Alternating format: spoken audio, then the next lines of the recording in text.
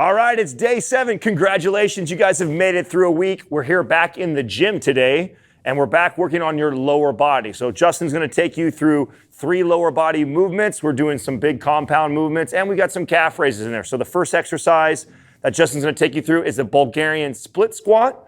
Make sure you pay close attention. There are a lot of things to look at with your ankle and knee and hips while you do that exercise, so pay close attention to the mechanics that Sal and I go over. Then we go into the Romanian Deadlift, also a very technical exercise. Make sure you take that one slow and controlled. Listen to all the points that we go through there. And make sure you guys stay in all the way to the end, because at the end of the video, Sal's gonna break down some points that we went over during the exercises, and he's also gonna break down the sets and repetitions and why we programmed it this way.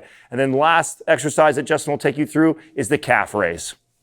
All right, so we're going to do the Bulgarian Split Squat right here. What a great unilateral movement that we're going to do, but there's a lot of points to pay attention to. Notice Justin starts off in the kneeling position first so that he can get himself in the right posture, because most common mistake I see with the Bulgarian Split Squat is the knee going so forward that the heel starts to rise. You want to make sure that you have enough travel to where the knee can come forward, but you don't want to go so forward that it starts to rise, you make your heel rise.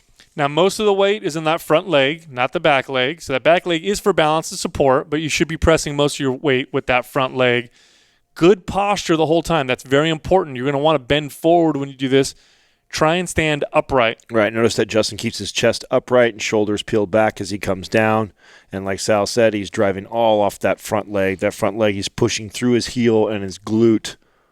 Now, a lot of you will not need any weight to make this a difficult exercise, but if you're strong, you can grab a pair of dumbbells and add resistance.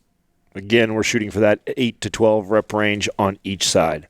The tempo you see in the video is the tempo you want to mimic in your workout.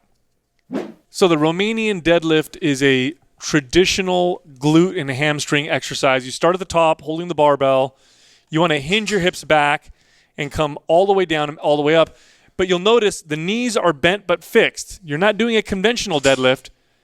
In other words, you're not bending the knees a lot. You're just bending them a little bit and then fixing them and then shifting the hips back. You also want to maintain a strong curve in the low back or good posture the entire time. Don't round the back on the way down. Yeah, Justin has good range of motion, so he actually can take the bar all the way to the ground. Some of you may not have that same flexibility to go all the way to the ground without bending and rounding the lower back. So if you notice that you start to round the lower back, you can stop before the ground and actually come back up. You really want to focus on those hamstrings and glutes to this movement. It's just a great hip hinge movement. In other words, only go down as far as your hamstrings will allow you. Don't compensate with your low back. Again, the tempo you see in the video is the tempo we want you to mimic in your workout.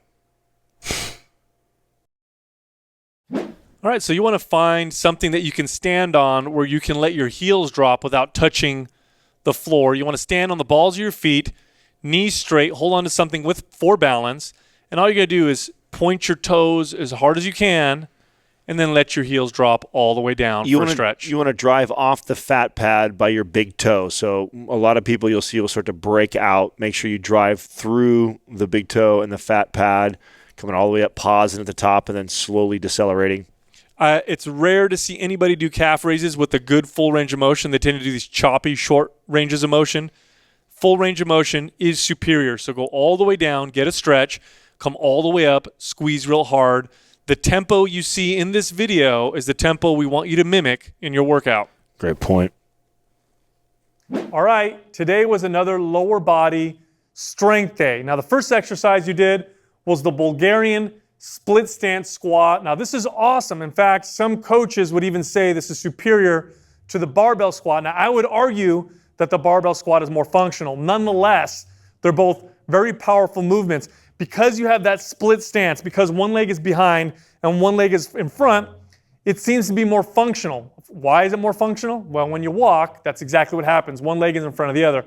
Same thing with sports. It's a great muscle builder. The next exercise you did is the Romanian deadlift. Now, we picked the Romanian deadlift over a stiff-legged deadlift because we want a slight bend in the knee. It seems to translate into more strength and more power into your conventional deadlifts or even your barbell squats. In fact, the Romanian deadlift seems to be a favorite among Olympic-level lifters, and who's going to argue with those guys? Finally, we did calf raises. Now, boring exercise, right? I know what you're thinking. Calves are important. Calves stabilize the ankle. They stabilize the lower body. If your ankles are weak, and you try to apply some of the strength that you build with this program out in the real world, you can injure yourself. So we're making sure that we're involving the lower lower body as well. With all these movements, as with the other movements, we're doing 3 sets each for 8 to 12 reps. Remember, you do a set, I want you to rest between 30 seconds to maybe 120 seconds, that's a minute and a half. Rest, get back under the bar, grab the dumbbells, whatever, do the next set. You're not going to failure. You're stopping 2 reps short. Now, tomorrow is the first day of the second week.